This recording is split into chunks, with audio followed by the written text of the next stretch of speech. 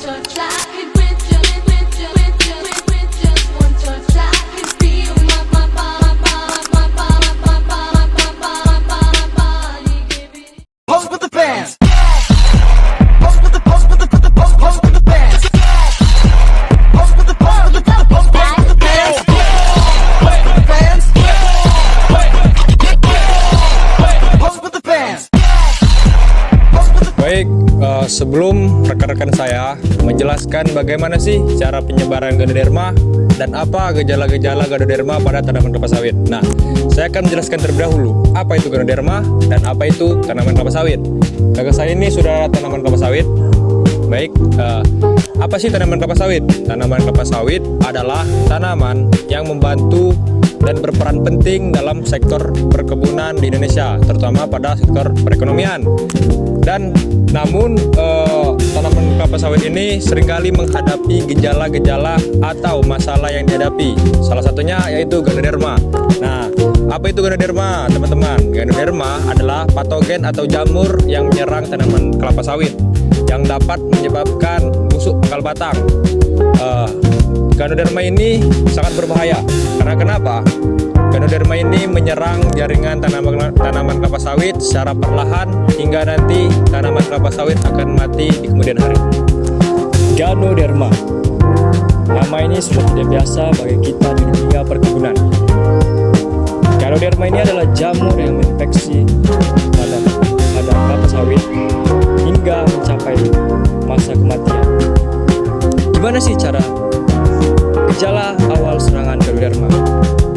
Jadi gejala awal umumnya sawit yang terinfeksi Ganoderma itu ditandai dengan ditemukan 3 daun tombak yang tidak terbuka, kemudian daunnya menguning dan pelepahnya itu merunduk.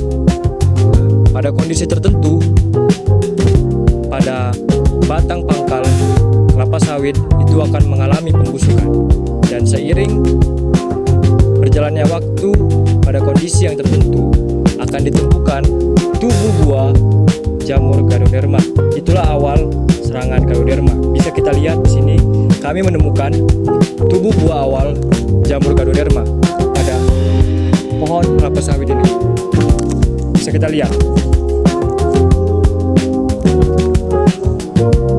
Ini adalah jamur awal pertumbuhan Ganoderma yang sudah terinfeksi di pohon kelapa sawit ini.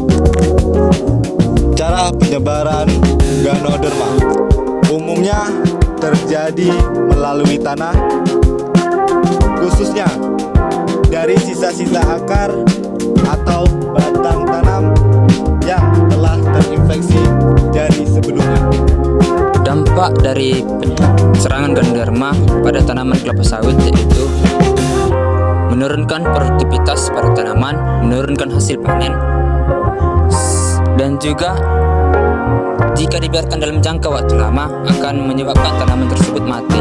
Hal ini akan merugikan ekonomi bagi sektor perkebunan kelapa sawit yang ada di Indonesia. Selain menurunkan hasil panen, serangan Ganoderma juga dapat menghambat pertumbuhan daripada tanaman dan juga dapat mengurangi hasil ataupun produktivitas dari TBS tanam buah segar. Dan untuk itu serangan Ganoderma harus segera diatasi ataupun harus dicegah. Pengendalian penyakit Ganoderma dapat dilakukan secara terpadu seperti penggunaan bibit sehat, sanitasi lahan, dan pemusnahan tanaman terinfeksi. Adapun teknik mounding ini dapat membantu merangsang akar baru dan mengurangi kontak dengan tanaman terinfeksi. Selain itu, perbaikan drainase dan pengelolaan kebun yang baik sangat penting untuk menekan penyebaran tanaman Ganoderma pada tanaman kelapa sawit. Jadi teman-teman semua, cara kita untuk mengendalikan Ganoderma adalah dengan deteksi dini dan pengendalian tepat. Itu merupakan adalah kunci utama untuk menghalau dan mencegah serangan Ganoderma demi untuk menjadikan sawit yang berkualitas produktivitas yang maksimal di dalam dunia perkebunan kelapa sawit.